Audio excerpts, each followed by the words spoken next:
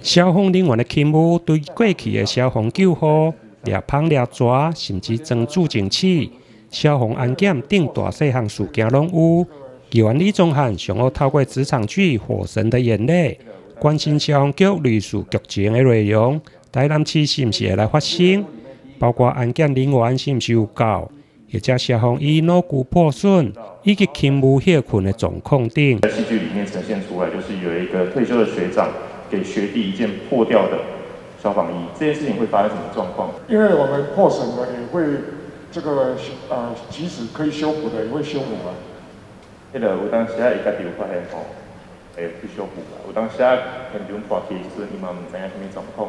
水蒸气真的到上面去的时候滴下来，可能真的烫伤了，你到时候再来救他，真的也是很危险的吼。比较类似的组织，像是我们的邮局，他们就有工会的组织。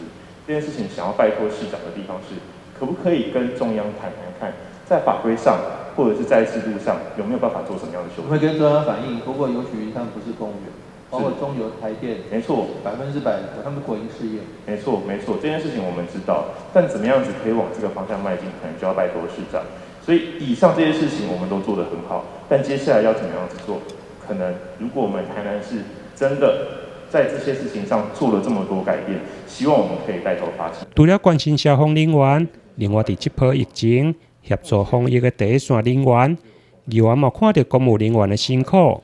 包括假日加班等，议员表示，除了技工家长，嘛希望会用的互公务人员实质的奖励。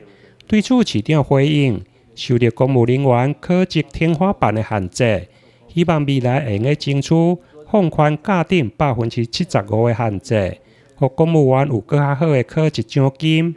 台南新闻林根刘品言采访报道。